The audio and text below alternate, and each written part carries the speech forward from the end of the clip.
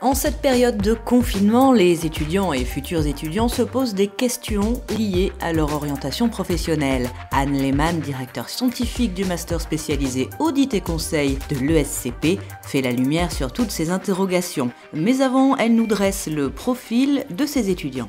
Notre master audit et conseil s'adresse à des étudiants qui sont intéressés par les métiers du chiffre. Alors plus précisément, des étudiants qui aimeraient démarrer leur carrière professionnelle dans les métiers de l'audit externe, mais aussi dans les métiers du conseil financier, c'est-à-dire tout ce qui est lié à la sphère comptabilité-finance dans le conseil, en audit interne aussi, dans une grande entreprise ou dans une banque, et enfin en contrôle financier au sein d'une direction financière d'entreprise. Il y a des prérequis pour rentrer dans ce master ? Il n'y a pas de prérequis d'un point de vue diplôme. Ceci dit, bien sûr, il faut avoir une appétence pour les chiffres.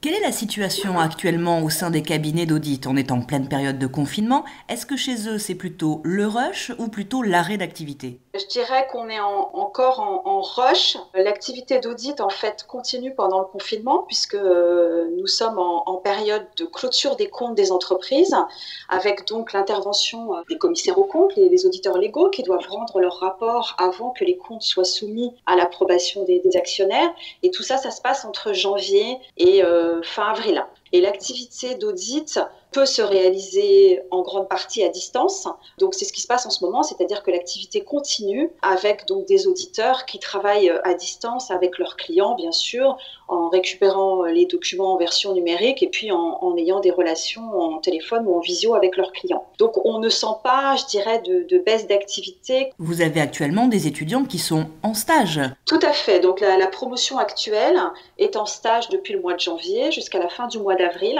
Et donc leur stage se poursuit normalement jusqu'à la fin du mois. Ils sont tous en train de préparer leur entrée dans la vie professionnelle pour septembre-octobre, c'est-à-dire qu'ils sont en train de passer des entretiens ou de confirmer dans le cabinet dans lequel ils sont en stage actuellement un CDI pour la rentrée de septembre-octobre. Est-ce que c'est la même situation pour la partie audit que pour la partie conseil? Non, puisque l'activité d'audit externe, c'est une mission légale qui ne s'arrête pas parce qu'on est en crise économique. Les entreprises doivent toujours faire certifier leurs comptes et ça sera toujours le cas quand on sera sorti de la crise sanitaire. Pour l'activité conseil, il est clair que c'est sans doute un petit peu différent puisque ce qui se passe en ce moment, c'est que les missions de conseil qui avaient démarré avant se poursuivent.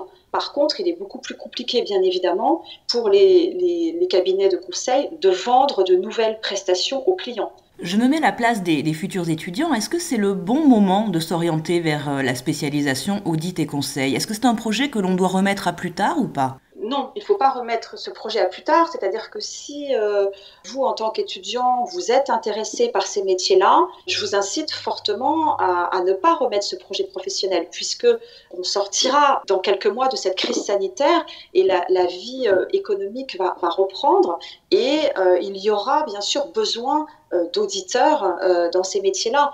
Et donc, il faudra être formé pour pouvoir accéder à ces métiers. Donc, si vous vous dites, finalement, j'attends et on verra plus tard, vous risquez de décaler votre entrée dans la vie professionnelle, alors que là, avec une formation d'1 an, vous allez être formé pendant 1 an et ça vous laissera bien sûr tout le temps pour pouvoir rentrer sur le marché du travail en septembre 2021. Donc pas d'inquiétude pour les futurs étudiants. Et pour ceux qui sont déjà dans leur cursus de master, est-ce qu'il y a des raisons de s'inquiéter ou est-ce qu'au contraire, il y a déjà des contrats à la clé qui se profilent pour eux? Il y a déjà des contrats, tout à fait. Plusieurs étudiants de la promotion m'ont contacté pour me dire qu'ils avaient signé des CDI pour le mois de septembre. Vraiment, en audit et conseil, quand on prend un stagiaire, c'est vraiment pour le garder après si tout se passe bien. J'imagine que beaucoup de questions techniques vont se poser à la sortie de la crise, des questions techniques pour les auditeurs justement. Est-ce que ça annonce une période d'activité intéressante, particulière ?